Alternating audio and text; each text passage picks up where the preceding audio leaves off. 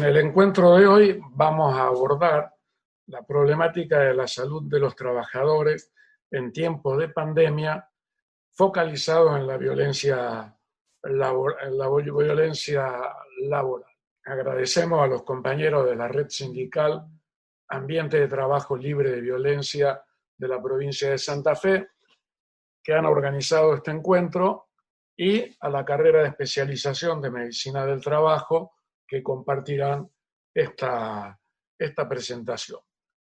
La pandemia del COVID-19 se ha desarrollado a una velocidad inusitada y desde comienzo de año hasta el comienzo de mayo estamos frente a un fenómeno de carácter sanitario, económico, político y social que abarca a todo el planeta.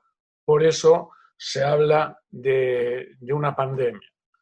El día 31 de diciembre de 2019 se conocen los primeros casos en Wuhan, provincia de Hubei, en China.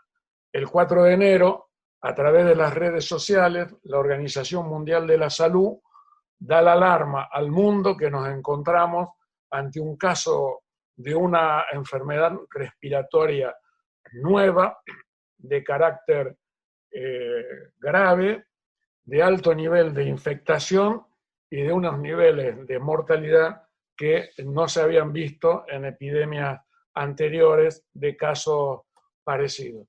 El día 11 de marzo de este año, la Organización Mundial de la Salud, y dado el avance que tiene la enfermedad, plantea que estamos ante una pandemia, es decir, un problema de carácter de salud, de carácter epidemiológico, que afecta y va a afectar a prácticamente todo el planeta, y comienzan a tomarse las medidas y a registrarse los datos a nivel mundial, y podemos afirmar que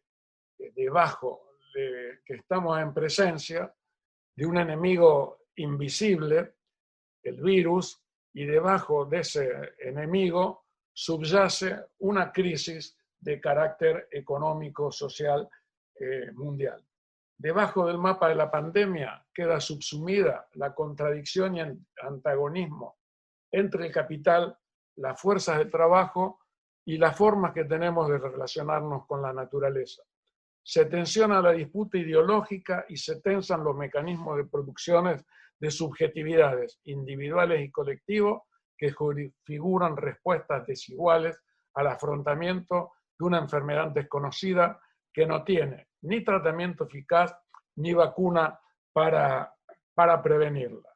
Es decir, que en el caso del COVID-19 es como que hemos regresado a la Edad Media o a las grandes epidemias que sacudieron durante siglos a la humanidad, sin vacunas, sin remedios, y siendo el aislamiento social el elemento fundamental para combatir esta epidemia.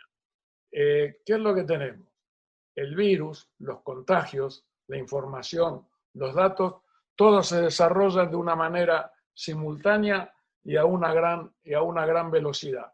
Veamos cómo se mueve o cómo ha evolucionado en la línea del tiempo la mortalidad, y en primer lugar veamos la infectación, cómo ha evolucionado en la línea del tiempo y a qué velocidad. Aquí tienen ustedes cómo a principio del 2020, prácticamente a principios de marzo, había 80.000 casos en China, los 9.000 en Italia, 7.000 en Corea. Era un problema de Asia y comenzaban a aparecer los primeros casos en el continente europeo. A lo largo del mes de marzo evoluciona la infectación y fíjense, a comienzo de abril, Estados Unidos, o sea, China, ha bajado al sexto lugar y Estados Unidos ya tiene 500.000 de infectados y hay un problema muy grave en toda Europa. Aquí tenemos en la parte de abajo, ustedes pueden ver la velocidad con la cual avanzan los casos a nivel mundial y al día de hoy tenemos 4.704.800 infectados, 1.486.000 corresponden a Estados Unidos. Cosa similar ha sucedido con la mortalidad y ustedes pueden ver en este gráfico cómo evoluciona la mortalidad. Aquí estamos a comienzo del año 2020, esto es febrero de 2020. 920 casos en China y prácticamente no se habían registrado mortalidad en ningún lugar del planeta. Rápidamente empiezan a aparecer los casos. Aquí estamos a principios del mes de marzo, los primeros muertos en Italia y en España. Al 1 de abril, China ya no es el país con más muertos, sino que la mortalidad se centra fundamentalmente en Europa, Italia, España, aparece Estados Unidos con 6.000 muertos, Francia y luego China con 3.320 fallecidos. Y fíjense la velocidad y a qué ritmo vertiginoso se multiplican las muertes hasta llegar al día de hoy, donde prácticamente tenemos cerca de 90.000 norteamericanos fallecidos, 34.000 en Estados Unidos y Brasil se ubica en el sexto lugar con 16.122 personas que han fallecido. La velocidad con la que se propaga esta enfermedad, tanto en el caso de los infectados como a nivel de la mortalidad, es a un ritmo vertiginoso. La pandemia expresa de manera contundente la crisis del capitalismo globalizado bajo la hegemonía financiero neoliberal y adquiere la dimensión de un fenómeno, como ya dijimos, de características complejas, porque es en primer lugar sanitario, pero subyace lo económico y lo social a nivel mundial. La pandemia encuentra al mundo en la transición del capitalismo industrial al capitalismo financiero cognitivo, donde el trabajo inmaterial, el conocimiento y la información son la fuente principal de generación de ganancia, circulación y acumulación del capital a nivel global. Y esto en un modelo neoliberal dominante, donde junto con la esencia de los cambios en el modo de producción capitalista, también se transforman las relaciones de trabajo, fundamentalmente difundiéndose a nivel mundial la precarización laboral como una de las expresiones de este nuevo modelo. El neoliberalismo es mucho más que la financiarización del capital. El neoliberalismo se ha sostenido y expandido gracias a una profunda y colosal captura de las subjetividades, nos advierte Ricardo Foster. En este sentido, recomiendo la lectura de su último libro, La Sociedad Invernadero, en particular el capítulo sobre la fábrica de subjetividad. Los valores, la forma de la sensibilidad, las prácticas sociales, las costumbres, el sentido común han sido atravesados y reescritos por la economización de todas las esferas de la vida. La violencia laboral en tiempos de pandemia adquieren, a mi juicio, tienen 7 manifestaciones o 7 expresiones que a lo largo de este encuentro iremos analizando. En primer lugar, encontramos manifestaciones de violencia laboral en las actividades que han sido liberadas por el aislamiento social preventivo obligatorio, es decir, de aquellos trabajadores que durante la cuarentena se encuentran, por ser trabajadores de servicios esenciales, trabajando en sus puestos de trabajo. Segundo lugar, en el teletrabajo y en el propio aislamiento social y la cuarentena impone a los trabajadores que siguen trabajando desde su domicilio y el efecto mismo de la cuarentena. Tercero, en la imposición de violar la cuarentena y obligar a concurrir a trabajar a los trabajadores, hechos que han sucedido, como así también negar a los trabajadores vulnerables como consecuencia de su estado de salud previo al coronavirus, la licencia correspondiente. En cuarto lugar, en la suspensión y los despidos durante el aislamiento social preventivo obligatorio, a pesar del decreto que los prohíbe. En la estigmatización y discriminación de los trabajadores que están súper expuestos al SARS-CoV-2, es decir, al COVID-19. La infodemia como forma de violencia laboral es una nueva manifestación de la violencia laboral. Y por último, en los programas de vigilancia epidemiológica a nivel mundial y en nuestro país que se han instalado para seguir y para abordar la problemática de la pandemia, el riesgo de violencia social y laboral post-pandemia lo constituye la cibervigilancia y el biocontrol como peligros que pueden quedar y como ya se han instalado en los mecanismos de vigilancia epidemiológica para poder hacer un seguimiento de los infectados, de los convivientes y poder de esta manera aislarlos y combatir una pandemia de una enfermedad que, como ya hemos dicho, no tiene ni tratamiento ni vacuna para prevenirla. El día 28 de abril, el Día Internacional de la Salud y Seguridad en el Trabajo, la Organización Mundial de la Salud ha dedicado este año su documento por entero a ver cómo se hace frente a la pandemia para garantizar la salud y la seguridad en el trabajo de todos aquellos que están expuestos a COVID-19 y también a los efectos sobre las modificaciones de las condiciones y medio ambiente de trabajo y las relaciones laborales que esta pandemia trae. Unos días antes, el día 25 de abril, difunde este cartel, esta advertencia que ustedes están viendo, que dice: rompamos el silencio, acabemos con la violencia y el acoso en el mundo del trabajo, como un subtema para el Día Mundial de la Salud y la Seguridad en el trabajo.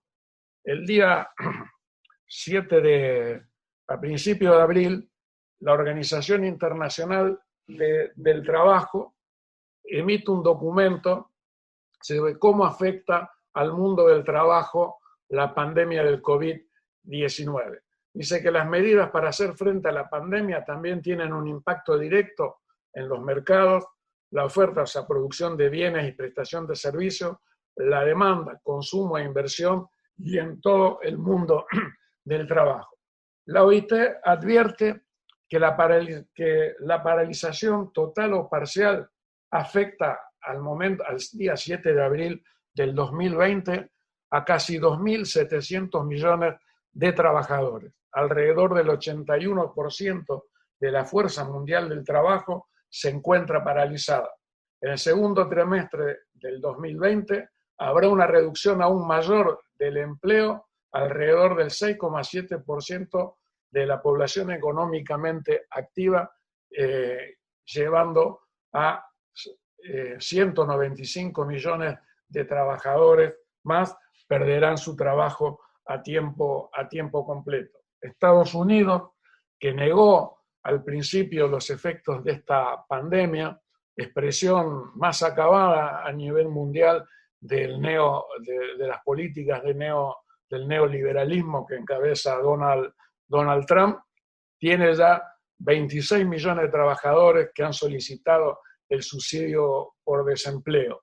Los analistas calculan que el índice de desempleo podría llegar a casi el 18% en breve tiempo. Ya estamos prácticamente en esa cifra, con un récord de mortalidad en Estados Unidos que ya está rondando las 90.000 personas fallecidas, la mayoría afroamericanos y latinos que están trabajando en condiciones de precariedad o de alta vulnerabilidad social. ¿Qué impacto tiene el aislamiento en el mercado de trabajo en la Argentina?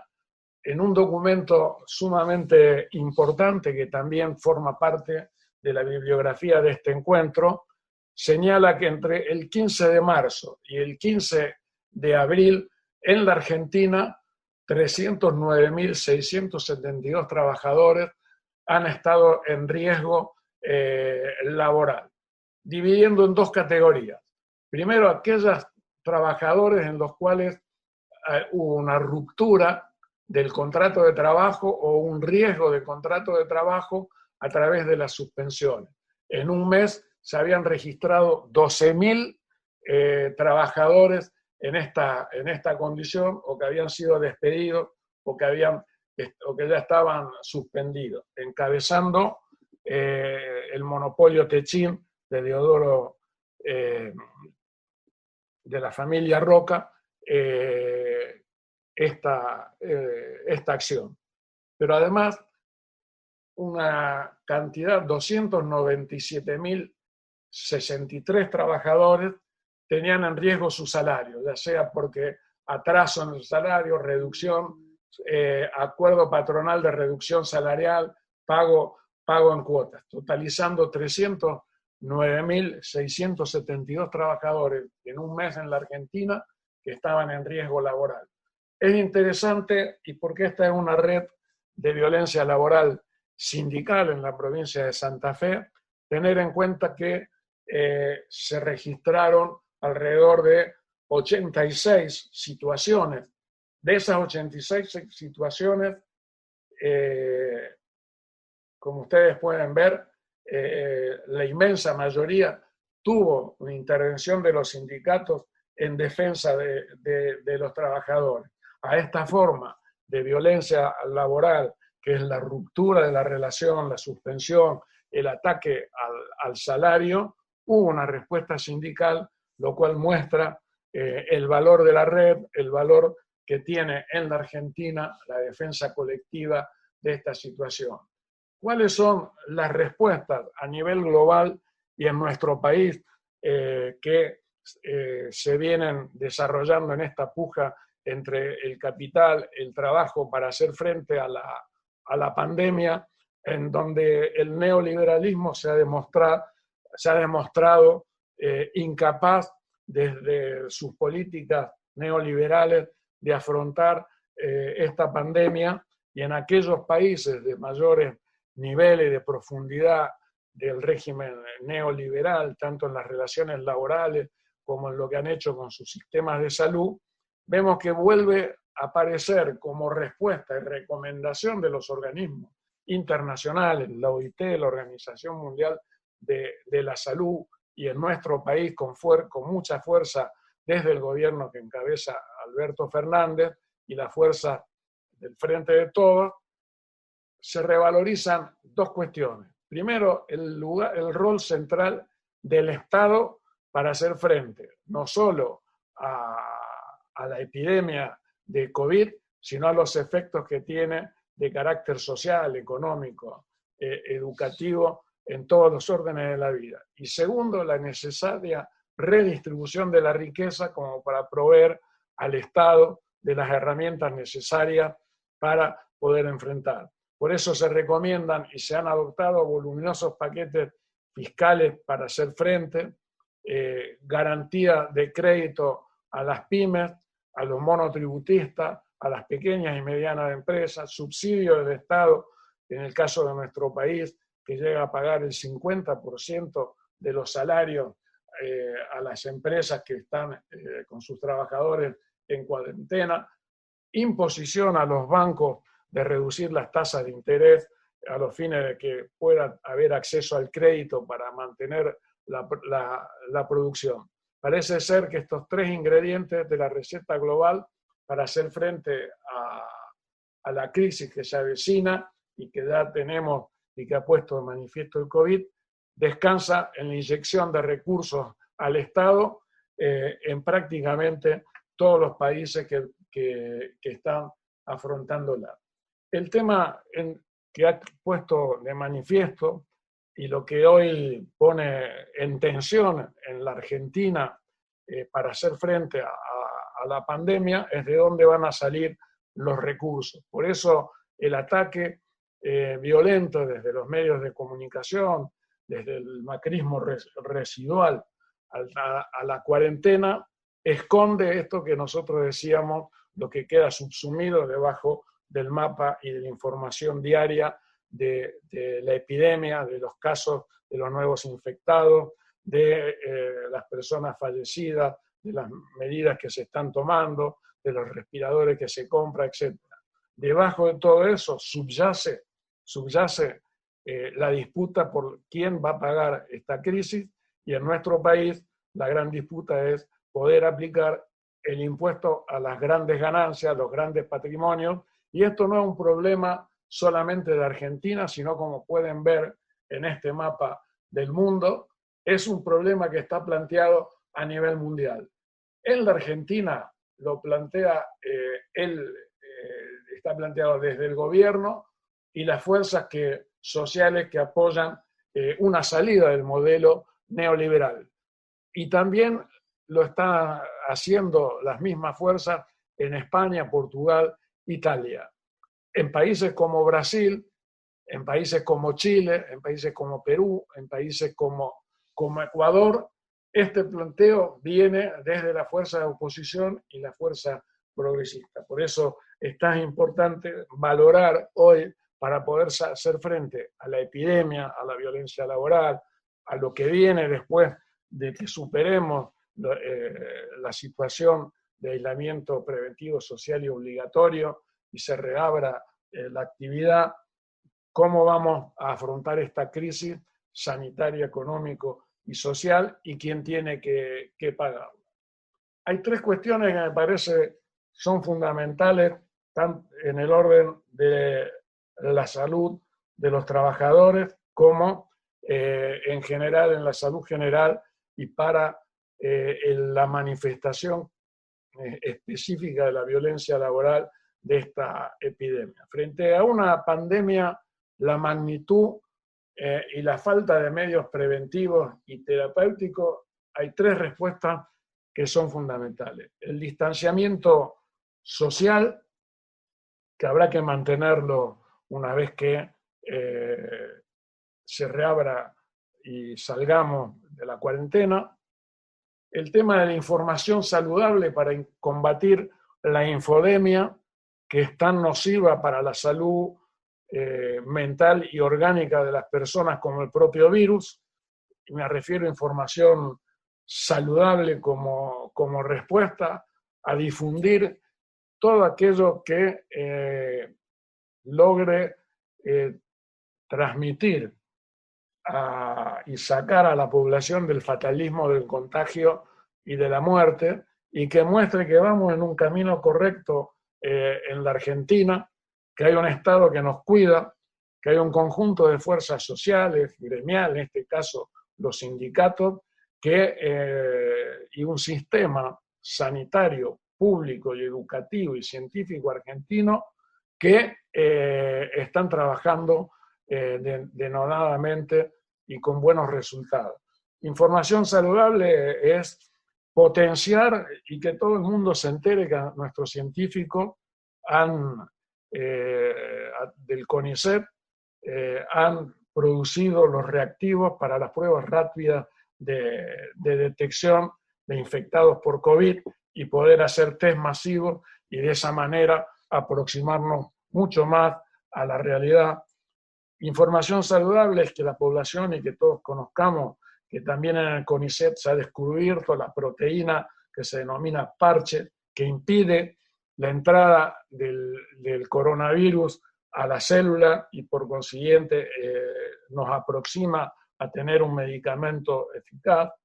Información saludable es saber de que una terapéutica que se utilizó en la Argentina y que fue copiada a nivel mundial para combatir la fiebre hemorrágica, llamado mal de los rastrojos, como es la aplicación de suero de convalecientes, de personas que han tenido la infección, en este caso que se han curado del coronavirus. El suero de esas personas puede ser una herramienta eficaz para que se recuperen. Toda esta información saludable combate la violencia de la infodemia. Y el tercer elemento, la tercera pata que tenemos a disposición es la solidaridad activa de los gremios, de las organizaciones sociales, del Estado, para asistir a las poblaciones más vulnerables. Vemos en el caso de Ramona, de los dirigentes de la Villa 31 que han fallecido, de los que han fallecido como consecuencia del abandono que la expresión residual que es el gobierno de la ciudad de Buenos Aires ha hecho de las poblaciones más vulnerables. No tener agua, no tener alimento en plena cuarentena, como ha sucedido, es condenar a la muerte evitable por esta enfermedad. Por eso la solidaridad activa y oportuna es otra de las herramientas que tenemos. Decíamos que una de las manifestaciones de la violencia laboral en tiempos de pandemia es lo que han tenido que afrontar a partir del decreto de necesidad de urgencia 260 de este año, los trabajadores que han quedado expuestos al COVID-19 porque han sido liberados de la cuarentena. Desde agresiones verbales hasta violencia física a trabajadores de la salud, docentes, fuerzas de seguridad, negación de los casos evidentes que eran trabajadores vulnerables que no podían ir a trabajar por ser hipertensos, por ser diabéticos, por ser inmunodeprimidos, por tener más de 65 años, por tener enfermedades que los volvían vulnerables y negarle la licencia o obligarlo a ir a trabajar en las mismas condiciones, o también una manifestación de violencia laboral fue el ninguneo de las aseguradoras de riesgo del trabajo a cubrir a los trabajadores expuestos, en particular a los trabajadores de la salud, a cubrir en el sistema de riesgo del trabajo y reconocerla como enfermedad laboral. Afortunadamente, la movilización de la CTA, de la Intersindical, de la CGT, de los gremios, de la academia, de la Asociación de Abogados Laboralistas, de diputados y de senadores y senadoras sensibles a esta problemática, permitió que el decreto 267 declarara al coronavirus como enfermedad presuntamente laboral y generando así un alivio a esa manifestación de la violencia. ¿En qué momento nos encontró en la Argentina en relación a la ratificación del convenio 190 de la OIT contra la violencia y el acoso laboral en la Argentina el día 19 de marzo, que el decreto de necesidad y urgencia 260 decretó la cuarentena? Nos encontrábamos en pleno proceso de ratificación del convenio 190. El día 2 de marzo del 2020, en el discurso de apertura al año en la Asamblea Legislativa, el compañero presidente Alberto Fernández, entre las medidas que anunció el envío de un proyecto de ley para ratificar el convenio 190. En el convenio 190 plantea alrededor de la violencia laboral una serie de cuestiones que son fundamentales. En primer lugar, el reconocimiento de la violencia y el acoso en el mundo laboral afecta a la salud física, psicológica y sexual de las personas, su dignidad y a su entorno familiar y social. Y esto es sumamente importante porque reconoce a la violencia laboral como un factor de riesgo psicosocial, el cual no está incluido en nuestra legislación de riesgo del trabajo. También plantea que afecta a la calidad de los servicios públicos y privados y que puede impedir que las personas, y en particular las mujeres, accedan al mercado de trabajo, permanezcan en él o progresen profesionalmente. Reconoce a la violencia laboral como un problema de género que afecta de manera desproporcionada a las mujeres y a las niñas, y un reconocimiento también de la necesidad de adoptar un enfoque inclusivo e integral y las formas múltiples e interdisciplinarias de discriminación y el abuso en las relaciones de poder en relación al género y en relación al trabajo en general.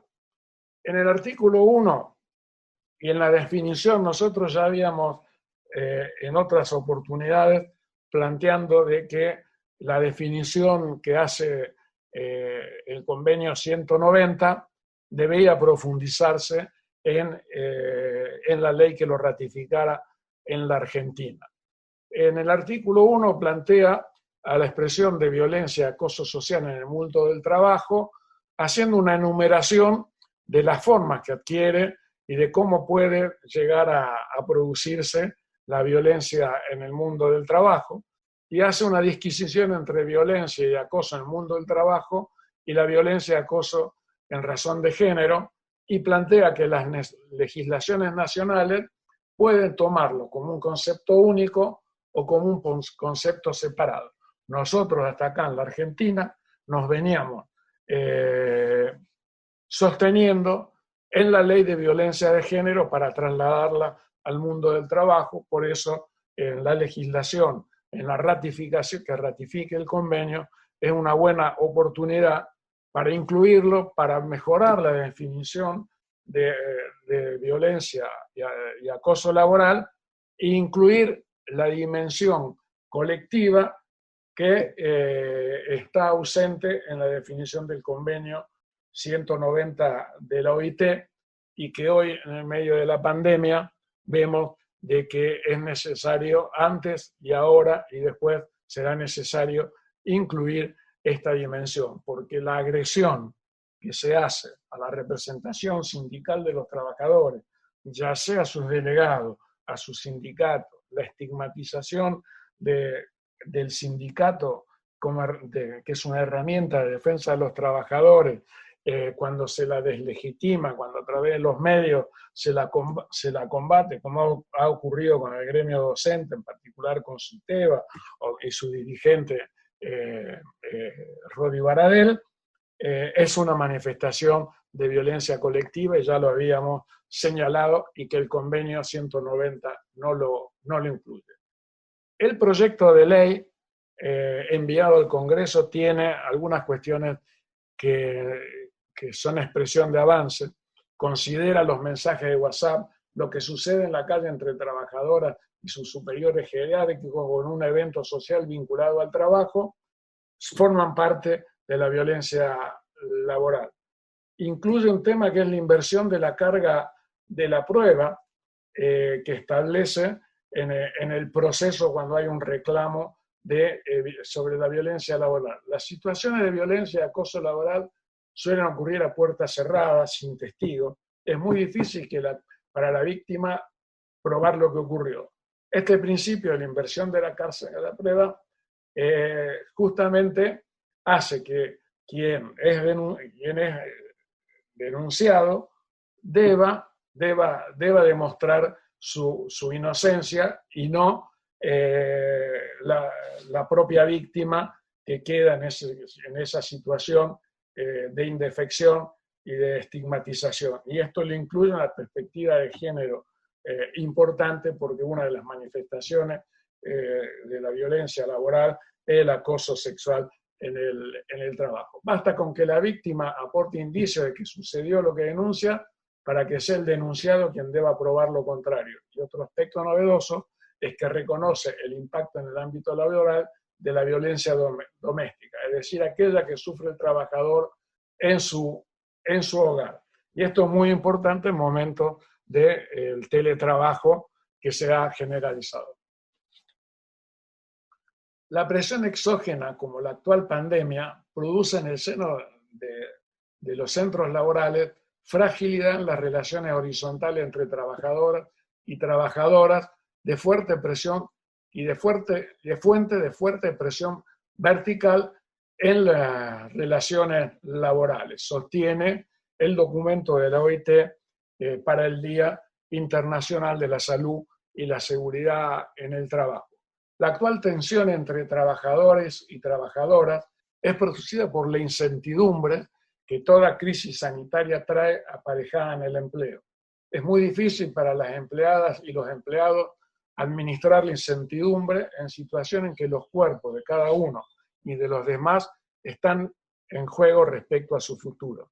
También gestionar los riesgos del hecho certero de la desocupación que golpea la puerta de cada vida de los trabajadores vuelve aún más vulnerable. La desocupación que producirá la actual crisis de COVID, ya advierte la OIT, haría que los procesos de impotentización individual proliferen, se expandan y se desarrollan geométricamente como crece el número de infectados y de desocupados como consecuencia de la pandemia. El teletrabajo afecta la salud mental, tiene manifestaciones concretas de violencia laboral.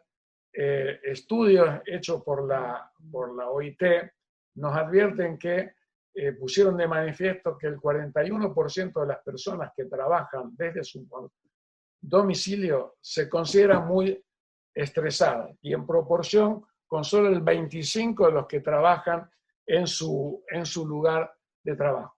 Trabajar desde casa puede provocar una sensación de aislamiento, jornadas laborales muy largas, el desdibujamiento de los límites entre el trabajo y la vida familiar.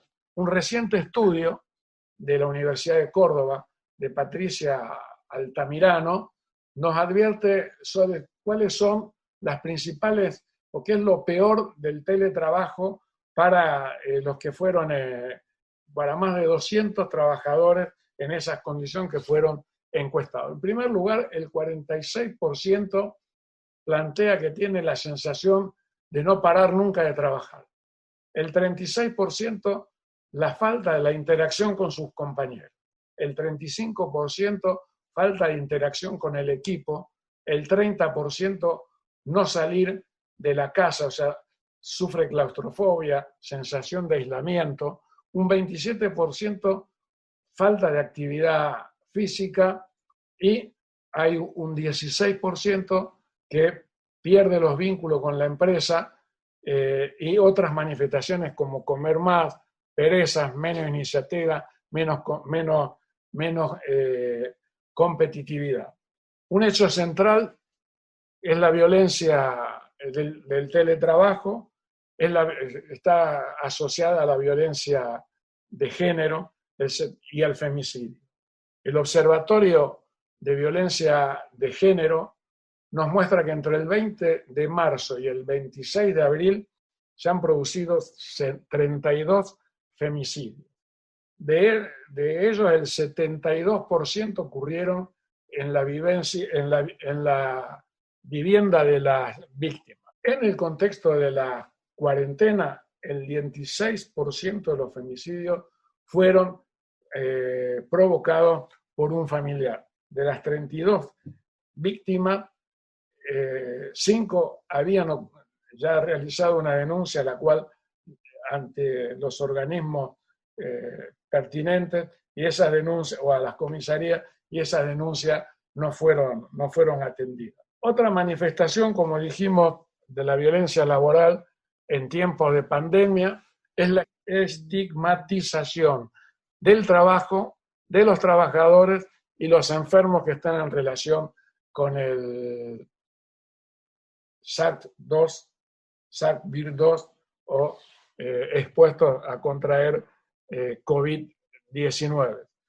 El caso de Mary Hasselborn, la enfermera de Santo Tomé, es un caso paradigmático y que se ha multiplicado en muchos trabajadores de la salud, enfermeras y médicos, quienes fueron hostigados en su propia vivienda y obligados a irse, a mudarse, a pesar de estar trabajando y prestando un servicio esencial y ser esenciales para combatir esta pandemia, como en el caso de los enfermeros, de los médicos. Esta forma de violencia, de estigmatización, es una forma extrema, nueva, que ya se había manifestado de otra manera entre los trabajadores de la salud, y esto adquiere un ribete sumamente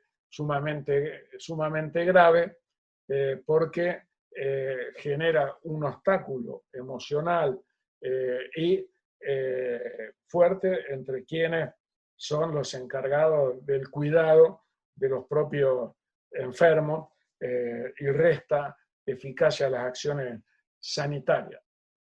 Ser un caso sospechoso de COVID o estar infectado es motivo de hostigamiento, estigmatización, violencia discursiva, acciones que pueden ser contraproducentes para controlar la pandemia. En el caso de Sáenz, en Jujuy, el INADI ha tomado carta en el asunto por lo que ha hecho no solo con los trabajadores, sino con los propios infectados.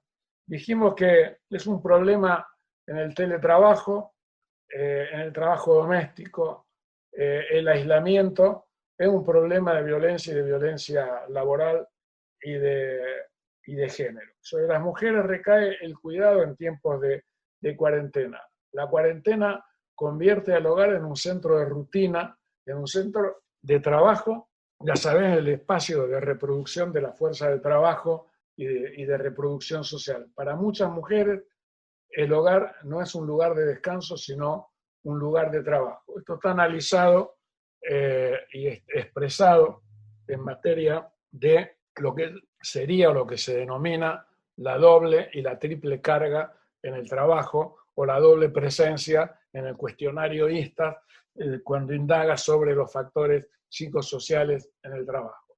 Sobre las mujeres recae el cuidado de los demás, la tarea como la limpieza, la cocina y en este caso auxiliares de docencia, dado que están suspendidas las clases y las propias mujeres, además del teletrabajo, el trabajo doméstico, trabajan como educadoras de sus propios hijos. Una de cada 3 mujeres han asegurado haber sufrido violencia física o sexual en relación con su pareja. El 77% de los delitos sexuales ocurren en las viviendas, algo que augura un aumento de este tipo de violencia mientras dure el confinamiento. Y esto no es un caso solo argentino. Esto se empezó a verificar desde el comienzo mismo de la cuarentena en China, en Wuhan, donde fue el epicentro.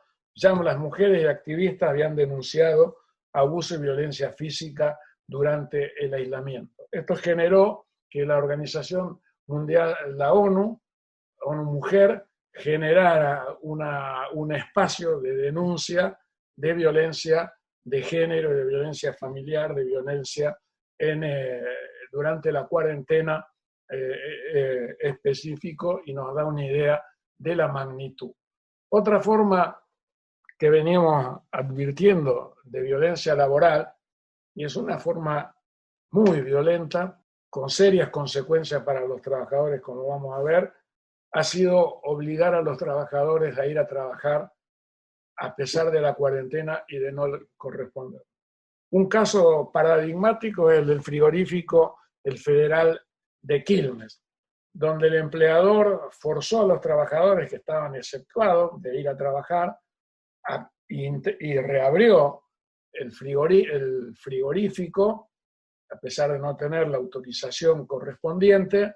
¿Y eso qué causó? La muerte de un trabajador y 9 trabajadores infectados, y una movilización que tuvo que ser la intendenta de Quilmes quien clausura en persona ese establecimiento, y donde estuvieron una vez más ausentes la Superintendencia de Riesgo del Trabajo y las aseguradoras de riesgo del trabajo, que deberían haber evitado esta manifestación de violencia laboral. Otra preocupación que tenemos es el retorno al trabajo en este momento que se vienen flexibilizando la cuarentena. En la provincia de Santa Fe llevábamos hasta el día 14 de mayo, llevábamos casi 20 días sin que se registrara ningún infectado, y hemos tenido el fin de semana, entre el 15 y el 16, 4 nuevos casos en la ciudad de Rosario, lo cual vuelve a encender las alarmas. Pero se está preparando y se van a anunciar las medidas de la reactivación de la actividad productiva casi a pleno en la provincia de Santa Fe. La cuarentena se extiende hasta el día 24 y se va a flexibilizar. Y un problema es el retorno al trabajo. Y esta tiene también su impacto en la salud y la salud mental de los trabajadores. La posibilidad de que un trabajador o trabajadora sufra un daño a partir de la desarticulada organización de la empresa, lugar de trabajo, o por la inadaptación a los puestos de trabajo. Puede ser más duro. Los efectos sobre una población como el miedo, el terror, la desesperanza, la realidad, la cercanía probable de la muerte, traumatizada, indefensa ante lo desconocido o fantasmal, emprenderá distintas formas de supervivencia y generará temor y trastornos como el estrés, riesgos psicosociales, y en la situación de emergencia las personas pueden reaccionar de diferentes maneras, aumentando la ansiedad, bajo estado de ánimo, baja motivación, pensamientos depresivos. El acoso psicológico laboral, el mobbing o el proceso de victimización, también llamado persecución en el trabajo, toda conducta abusiva atenta por su repetición o sistematización contra la dignidad e integración de los trabajadores. Un abuso de poder, una violencia donde el objetivo es desterrar al compañero, al trabajador. En varias organizaciones se sostiene y desmesuradamente crece en estos tiempos de pandemia. Por eso la Organización Mundial de la Salud y la OIT advierten sobre que en tiempo de pandemia y post-pandemia habrá una mayor exposición a violencia y al acoso. Y que el retorno al trabajo, por ser inseguro, porque el virus todavía va a estar circulando y no tenemos ni vacuna y no tenemos tratamiento, lo único que tenemos son protocolos que hay que cumplir, los cuales son sumamente laxos, y una vez que nos incorporamos al trabajo, la rutina hace que esos protocolos se vayan flexibilizando y quedamos nuevamente expuestos a la posibilidad del contagio, y eso genera temor, inhibición en el retorno al trabajo. Otra forma y manifestación de la violencia laboral es la infodemia. La Organización Mundial de la Salud lleva tiempo usando la palabra infodemic para referirse a la sobreabundancia informativa falsa y a su rápida propagación entre las personas y a través de los medios de comunicación. La fake news, o sea, las noticias falsas creadas con intencionalidad y circulando a través de las redes o de los medios, tienen un impacto altamente negativo. ¿Qué es lo que genera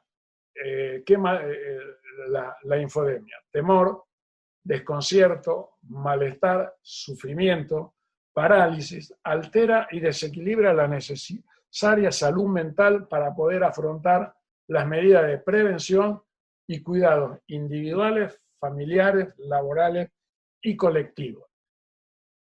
¿Cómo se difunde estas falsas noticias o cómo circula la infodemia? A través de piezas auditivas o de videos, acompañados de otras teorías tan absurdas como improbables sobre el origen, sobre los efectos que tiene el virus sobre las personas, pone en duda lo que dice la Organización Mundial de la Salud, el Ministerio de Salud de la Nación, los ministerios de salud de la provincia, quienes están al frente, ponen en duda la efectividad de la cuarentena y las medidas, o llaman abiertamente a desobedecer y romperla, como ha ocurrido con el macrismo residual, los sectores de poder económico concentrado en la Argentina, o lo que hace cotidianamente Bolsonaro en Brasil o Donald Trump en los Estados Unidos. La fórmula se repite: falso contenido y creíbles interlocutores a través de WhatsApp. Por ejemplo, una médica o un periodista del establishment dice tengo los huevos llenos, mientras brinda recomendaciones para desobedecer los cuidados epidemiológicos, y de esta manera circula. Todos podemos ser consumidores, productores o retransmisores de una noticia falsa. Por eso es importante volver a esto de reenviar contenidos de dudosa procedencia, dado que estamos siendo y somos sometidos a un bombardeo como nunca de noticias y de información, y la ansiedad nos lleva a querer estar más informados.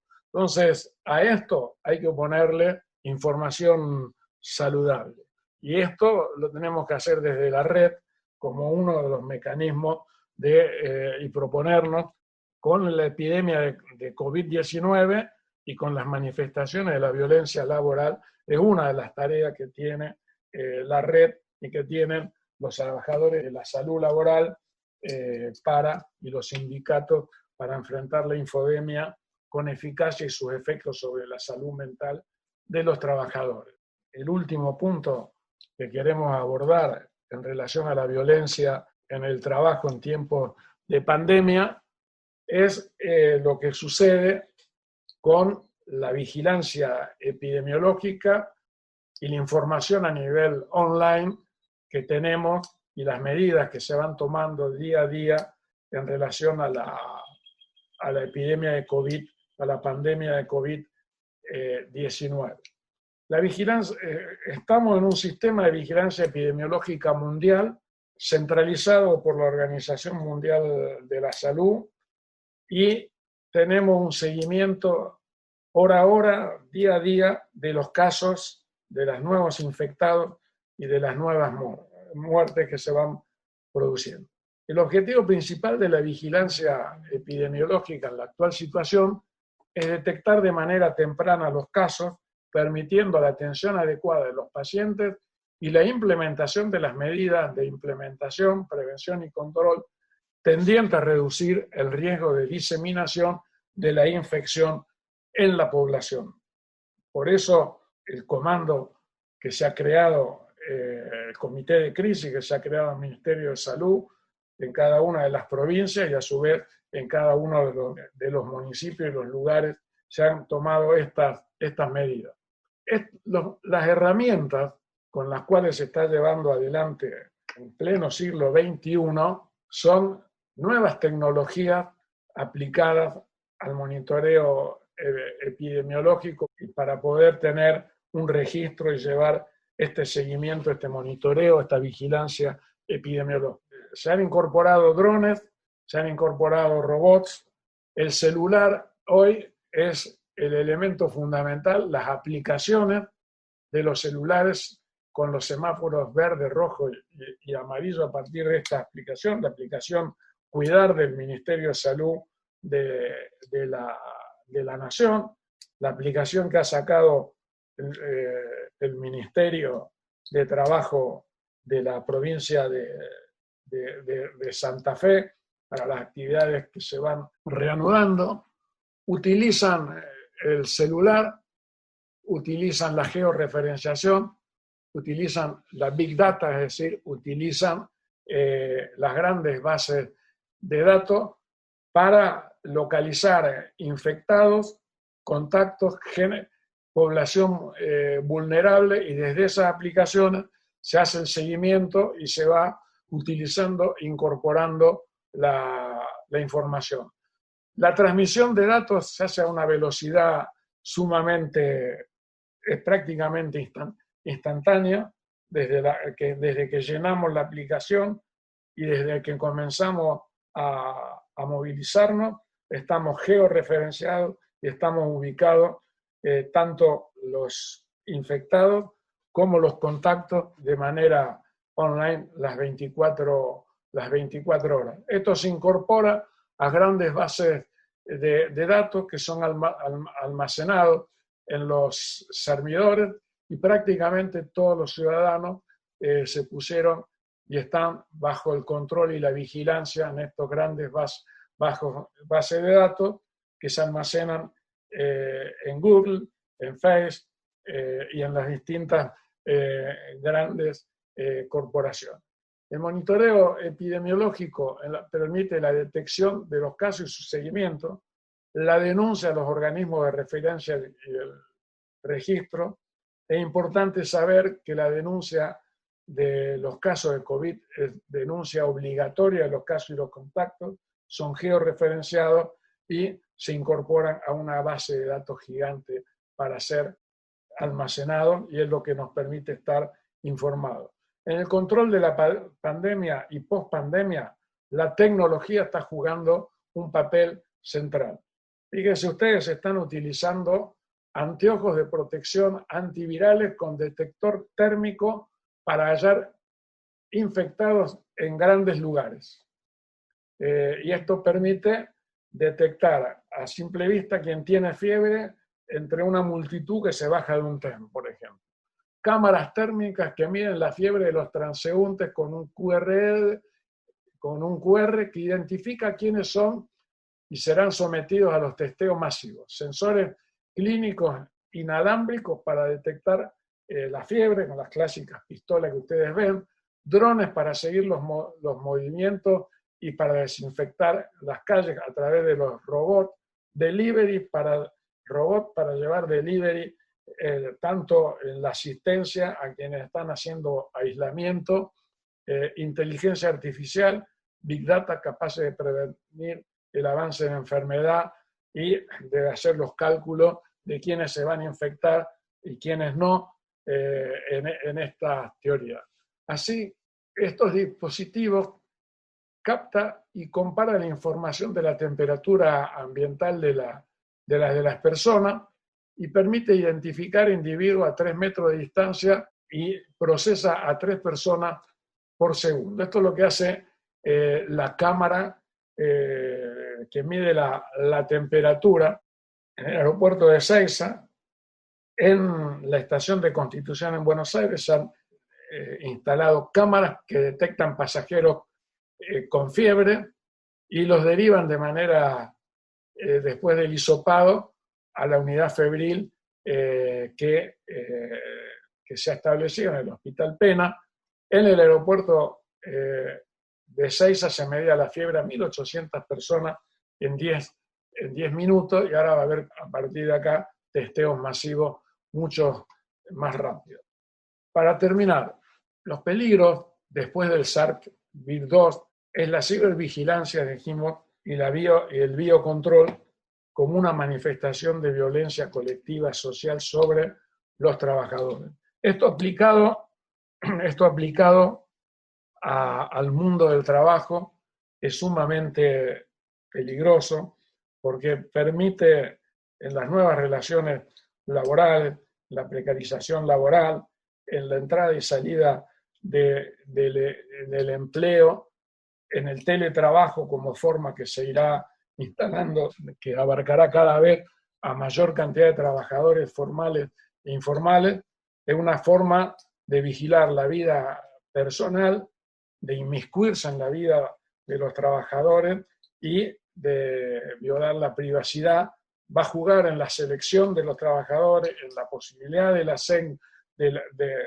ascenso, y estos datos en manos de los empleadores, en manos del Estado, sin ningún control y participación, son sumamente peligrosos. Para finalizar, veamos qué nos dice Ignacio Ramonet en La epidemia del sistema mundo sobre este peligro. El hecho que la AP geolocaliza a las personas y que según determinados datos establezca una especie de semáforo que sirva como certificado para salir a la calle, puede chocar con la privacidad. Reconocen hasta algunos defensores del sistema de cibervigilancia que son bien conocidos por ustedes acá en la Argentina. No cabe duda de que el rastreo, por ejemplo, Patricia Bullrich, no cabe duda que el rastreo de los teléfonos móviles, aunque sea para una buena causa, abre la puerta a la posibilidad de una vigilancia masiva digital. Tanto más cuanto que las aplicaciones que identifican a cada instante dónde estás pueden controlárselo todo el Estado. Y eso, cuanto pase la pandemia, podría generalizarse y convertirse en una nueva normalidad. El Estado va a querer acceder también a los expedientes médicos de los ciudadanos y a otras informaciones hasta ahora protegidas por la privacidad, y cuando por ejemplo, los exámenes médicos periódicos, los exámenes clínicos en la selección de personal, en la reincorporación al trabajo, que hasta ahora están protegidas. Cuando se haya acabado este azote, dice Ramonet, las autoridades en el mundo entero podrían desear utilizar la vigilancia para sencillamente un mejor control de la sociedad, como ocurrió con la legislación antiterrorista después de los atentados del 11 de septiembre del 2001 en Estados Unidos. Paraísos de la cibervigilancia como Corea del Sur, Singapur, Taiwán y China podrían erigirse en los modelos del porvenir, sociedades en las que impere una suerte de coronapicón, dice Ramonet, en donde la intrusión en la vida privada y la hipervigilancia tecnológica se conviertan en algo habitual. De hecho, una reciente encuesta de opinión sobre la aceptación o no de la aplicación de nuestros teléfonos móviles que permita rastrear a los infectados por el coronavirus mostró que el 75% estaría de acuerdo. De este modo, los gobiernos, incluso los más democráticos, podrían erigirse como el gran hermano de hoy, no dudando en transgredir sus propias leyes para vigilar mejor a los ciudadanos. Las medidas excepcionales que están adoptando los poderes públicos ante la pandemia podrían permanecer en el futuro, sobre todo las relativas a la cibervigilancia y el biocontrol. Tanto los gobiernos como Google, Facebook, Apple podrían aprovechar nuestra actual angustia para hacernos renunciar a una parte importante de nuestra vida íntima. Después de todo, pueden decirnos, durante la pandemia, para salvar vidas, habéis aceptado sin protestar que otras libertades hayan sido absolutamente restringidas. ¿Por qué no ahora en esta nueva normalidad? Por eso es fundamental cómo salimos de esta pandemia, cómo se reconfigura el mundo en general y el mundo del trabajo en particular, la posibilidad de un mundo del trabajo en nuevas relaciones más armónicas, con una redistribución de la riqueza más equitativa, una sociedad más igualitaria, sin violencia laboral, sin violencia de género, sin abuso sexual, sin violencia de ningún tipo, una sociedad más solidaria, depende de la correlación de fuerza que seamos capaces de generar entre los sectores, entre los trabajadores, las fuerzas progresistas de la sociedad, en alianza con los estados democráticos, en la construcción de un nuevo estado de bienestar, de nuevo orden, de nuevas formas de producción, donde la autogestión, donde la solidaridad sean la nueva normalidad y no el neoliberalismo reciclado como alternativa para salir de esta crisis. Por eso, para finalizar, es muy importante este encuentro virtual entre el Observatorio de Violencia Laboral, que tan dignamente resistió desde el Ministerio de Trabajo los 4 años de neoliberalismo del macrismo, con la Comisión Interdisciplinaria de Género del CONICET, que generaron esta iniciativa el día 21 de abril y que ampliaron esta red, como ustedes pueden ver, para poder denunciar en la cuarentena y después de la cuarentena los casos de violencia laboral. Creo que tenemos herramientas, tenemos conocimiento y la actividad de la red sindical contra la violencia laboral en la provincia de Santa Fe, la formación de profesionales de la medicina laboral al servicio de la salud de los trabajadores con una visión integral y que incorpore estos conceptos, forman parte del camino que hay que recorrer para terminar con la violencia en el trabajo. Es todo por hoy.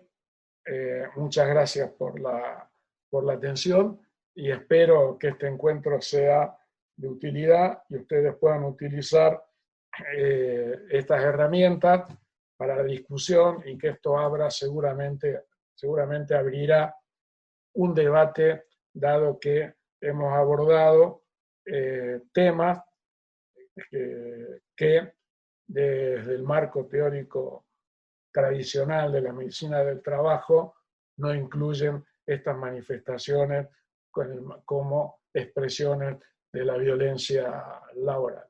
Muchas gracias y será hasta el próximo encuentro.